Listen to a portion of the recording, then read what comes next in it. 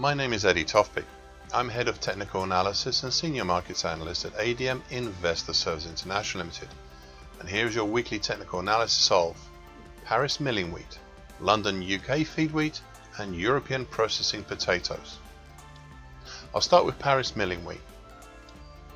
It's one of the challenges I have when using continuation charts, as I do, that every so often you get some really big changeover gaps that wrecks all the careful trend lines, pitchforks and notations I've written.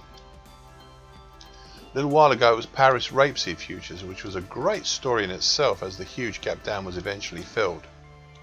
This time, here, it was Paris European milling wheat futures, gapping lower back in early March. The current situation here is that this market is doing a fair imitation of filling in the huge gap, much the way that Paris rapeseed did. It's extraordinary.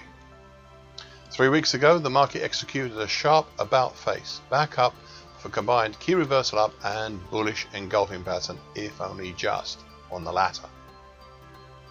This is where the current rally started from, as it was also an attempted weekly key reversal up as well.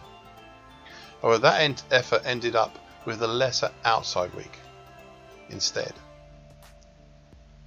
Nevertheless, since that result, prices have pushed higher over the big 50% Fibonacci line of the 2009-2012 move at 200 even, and the long moving average currently at 203 3/4, all done last week, and this week pushing up clear of the short medium moving average currently at 212 even, the medium moving average currently 213 even, and the 2021 50% Fibonacci line, including the gap down at 214 even.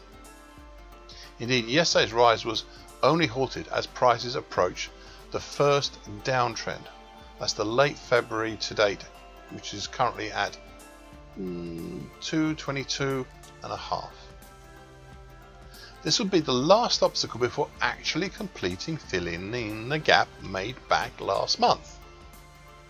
That's a tremendous achievement if the market manages it. However, I am wary on the downtrend, as it is a three-pointer, if admittedly a close three-pointer. Caution on this one. London UK feed wheat. This contract was unique in all the markets I look at here. It was the only grains contract that had a monthly key reversal in March. In this case, it was a monthly key reversal down, and a good looking one as well. This was not an unanticipated move, as any of you have read my weekly market commentaries on grains will no doubt be aware, as I spotted the potential for such a monthly key reversal down back in the middle of March. However, have we seen a follow through to this unique pattern here? Well, the answer is a firm no. In early April, the market tried to move lower, but all it created with the low formed in March was a horn bottom, and it was from this that we saw the move higher, not in a straight line but hesitating last week, such that when this week's prices rose, it was from a newly created small yet accurate measured move higher that reached its target area yesterday in a 210 even area.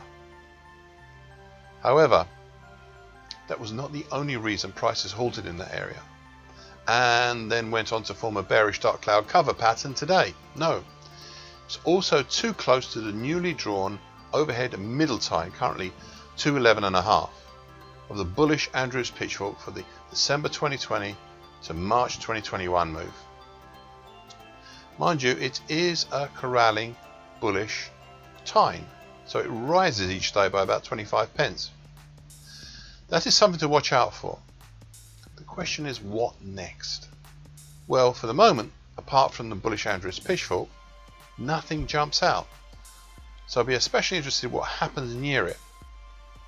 Further above, we have the 2021 high at 213.80, then the 2013 high at 215 even, and the 2012 high at 227.30. Watch this market carefully.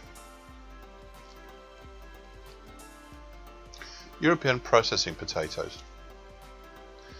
Just before the Easter break, the market was trying to push down through the important April 2020 to date uptrend, currently at 7.7 In doing this, prices started running into the congestion below from the July 2020 to November 2020 move.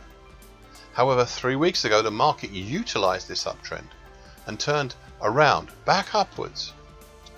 We had some interesting gaps on the way up and a period of hesitation last week as prices made contact once again with the lower trend line, currently 9.2, of the old falling wedge pattern from the February to March action. Prices nevertheless pushed up through it and this week tackled the rising medium moving average at 10.1 and the upper falling wedge trendline stroke downtrend currently at also 10.1.